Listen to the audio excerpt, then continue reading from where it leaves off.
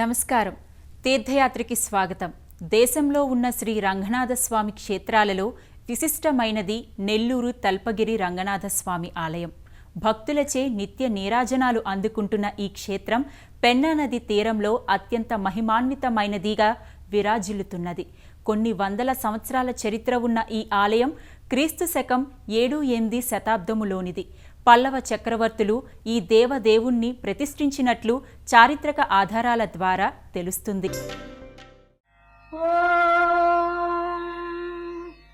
విశ్వం విష్ణుర్వషత్కారో భూత భవ్య భవత్ ప్రభుః భూతగృద్భూత వృద్భావో భూతాత్మా భూత భవనః భూతాత్మా పరమాత్మా చ ముక్తానాం. రంగనాథ స్వామి వారి నామస్మరణతో పునీతమవుతున్న పుణ్యధామం నెల్లూరు.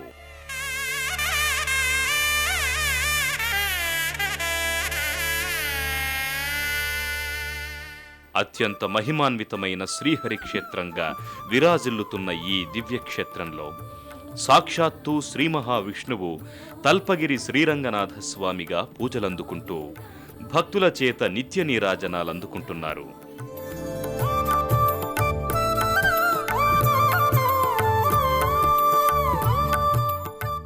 ప్రశాంతమైన వాతావరణంలో పెన్నా నదీ తీరంలో ఉన్న ఈ దివ్యక్షేత్రం శ్రీరంగనాథుని క్షేత్రాలలో విశిష్టమైనదిగా విరాజిల్లుతోంది.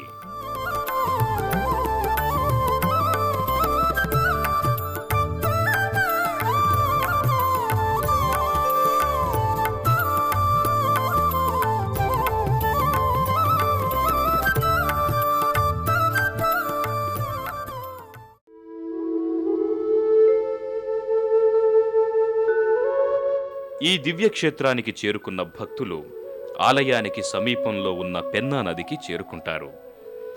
మనోహరమైన దృశ్యకావ్యాలను ఆవిష్కరించే ఈ పెన్నా నదీ తీరం నిత్యము భక్తులతో రద్దీగా ఉంటుంది. ఓ పక్క సుందర మనోహర దృశ్యాలు, మరో పక్క పెన్నా నదిలో జీవనయానం చేస్తున్న మత్స్యకారులు వెరసి భక్తులకు అద్వితీయమైన అనుభూతుల్ని స్వంతం చేస్తాయి.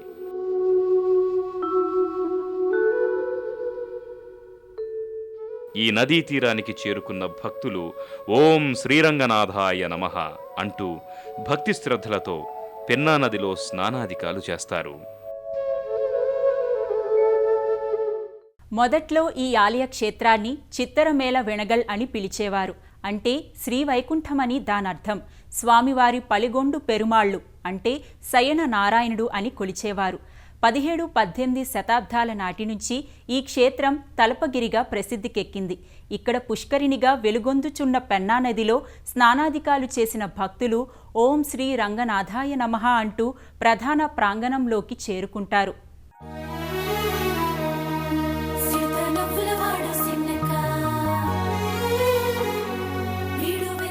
క్రీస్తు శకం 1849వ సంవత్సరంలో వెంకటాచలం అనే భక్తుడు ఈ ఆలయానికి తూర్పు రాజగోపురం నిర్మించినట్లు చారిత్రక ఆధారాల ద్వారా తెలుస్తోంది. అంతకుముందు క్రీస్తు శకం 7-8 శతాబ్దాలలో పల్లవ చక్రవర్తులు సింహపురి పట్టణాన్ని పాలించి ఈ దేవదేవుని ప్రతిష్ఠించినట్లు తెలుస్తోంది. 12వ శతాబ్దంలో ఉభయ కుళోత్తుంగ చోళుడు ఈ ఆలయానికి గర్భగృహాదులను నిర్మించినట్లు చారిత్రక ఆధారాల ద్వారా తెలుస్తోంది.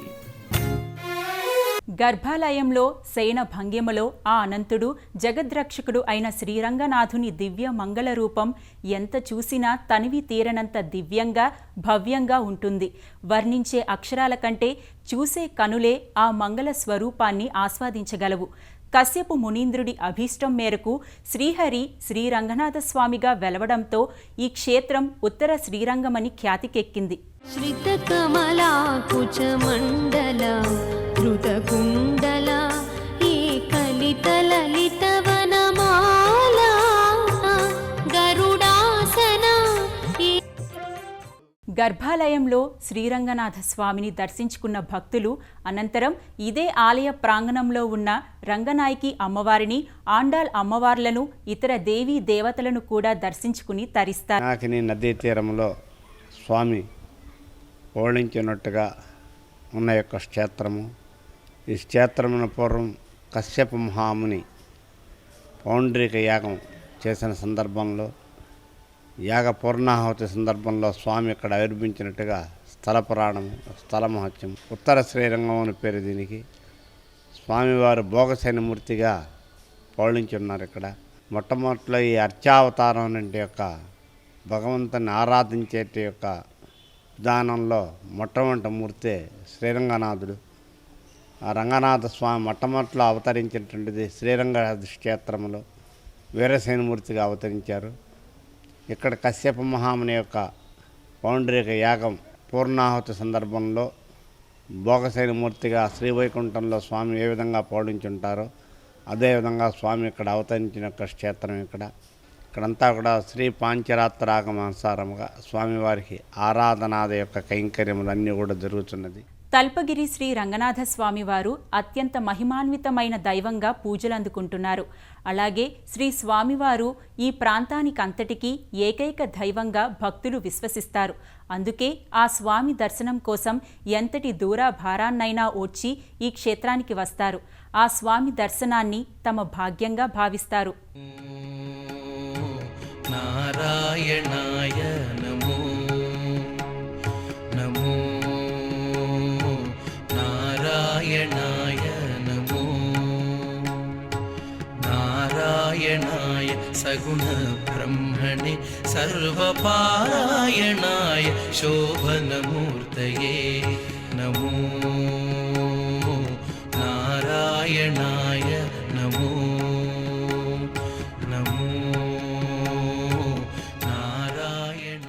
ఆలయ ప్రాంగణంలోకి చేరుకున్న భక్తులకు ముందుగా గర్భాలయ ప్రాకారంపై వివిధ దేవీదేవతల సుందర మూర్తులు నాస్తికులను సైతం ఆధ్యాత్మికత వైపు నడిపించేవిగా దర్శనమిస్తాయి. వాటిని దర్శించుకున్న భక్తులు ఆలయంలో కుడివైపు భాగంలో ఉన్న ఆళ్వార్ ఆచార్యుల సన్నిధికి చేరుకుంటారు. ధ్యాయ విబుధ సంస్తుత్యాయ నిత్యాధిపత్యాయ మునిగణ ప్రత్యయాయ సత్యాయ ప్రత్యక్షాయ సన్మానస సాంగత్యాయ జగదవన కృత్యాయ తే నమో సత్యాయ ప్రత్యక్షాయ సన్మానస సాంగత్యాయ జగదవన కృత్యాయ తే నమో నమో నారాయణాయ నమో నమో. ప్రధానాలయంలో స్వామివారికి ఎదురుగా భక్తులకు గరుడాళ్వార్ దర్శనమిస్తారు. స్వామి చెంత తానెప్పుడూ ఉంటానన్న రీతిగా గరుడాళ్వార్ ఇక్కడ దర్శనమిస్తారు.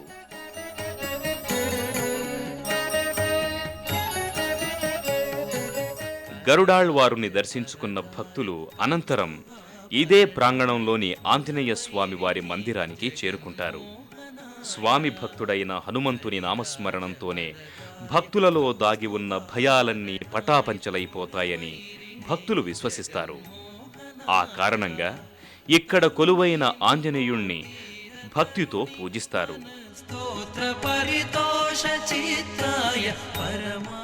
ఆయా మూర్తుల్ని దర్శించుకున్న అనంతరం గర్భాలయం ముందున్న అంతరాలయంలోకి భక్తులు ప్రవేశిస్తారు. ఈ అంతరాలయమంతా అలనాటి స్తంభాలు ప్రాకారాలతో మనోహరంగా దర్శనమిచ్చి అలనాటి శిల్పుల శిల్పకళాభిరుచిని అవగతం చేస్తుంది.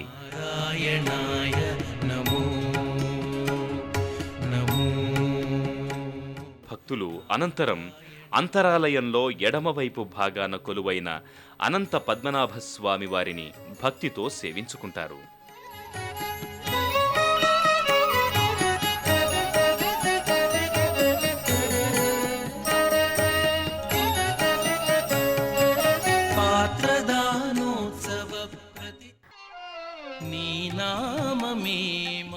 ఇదే ఆలయ ప్రాంగణంలో ఉన్న విఘ్నేశ్వరుణ్ణి దర్శించుకుంటారు.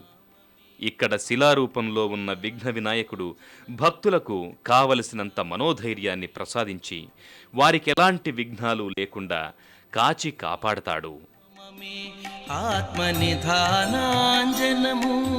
నీ నామమే మాకు నిధియు నిధానము నీ నామమే ఆత్మ. ముప్పిరాల చిన్న నరసింహాచార్యులు అనే భక్తుడు 1928లో ఈ అద్దాల మండపాన్ని నిర్మించినట్లు చారిత్రక ఆధారాల ద్వారా తెలుస్తోంది. మండపంలో నలువైపులా శ్రీవైష్ణవ సంప్రదాయ సిద్ధంగా, పురాణ ప్రసిద్ధంగా, విలక్షణంగా అనేక చిత్రాలు భక్తులకు దర్శనమిచ్చి వారిని అలరిస్తాయి. ఆలయంలో ఏటా చేసే బ్రహ్మోత్సవాలు నయనానందకరం. భక్తులు అత్యంత భక్తి శ్రద్ధలతో ఆయా ఉత్సవాలను నిర్వహిస్తారు.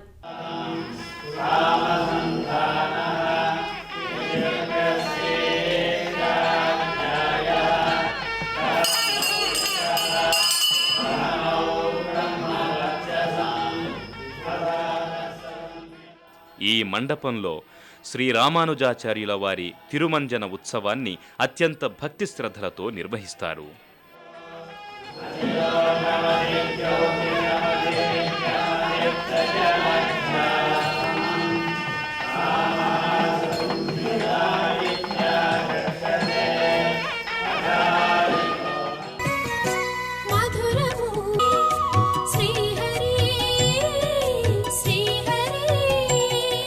ముక్కోటి ఏకాదశి అనేటువంటిది ముక్కోటి దేవతల ప్రార్థన మేరకు భగవంతుడు దర్శనం ఇచ్చిన రోజు కనుక ముక్కోటి ఏకాదశి రోజు. శ్రీవైకుంఠం నుంచి దర్శనం ఇచ్చారు కనుక వైకుంఠ ఏకాదశి అని చెప్పి ఆ రోజు స్వామిని భక్తులందరూ దర్శనం చేయట చాలా విశేషమైన యొక్క పుణ్యఫలమైనటువంటిది. బ్రహ్మోత్సవం, ఉగాది ఉత్సవములు, శ్రీరామనవమి, పంగునోత్తరోత్సవములు, గోదాదేవి అమ్మవారి ఉత్సవములు, అనేకమైన యొక్క పర్వదిన ఉత్సవాలు అన్నీ కూడా విశేషంగా స్వామికి జరుగును.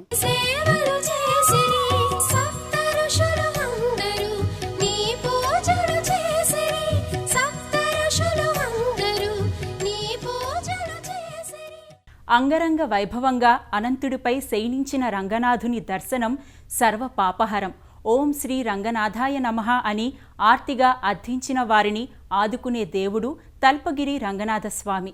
పద్మనాభుడిగా, శేషసాయిగా పూజలందుకుంటున్న ఆ స్వామివారి కరుణా కటాక్షాలు మన అందరి మీద ఉండాలని కోరుకుందాం. మరో తీర్థయాత్రలో మళ్ళీ కలుసుకుందాం.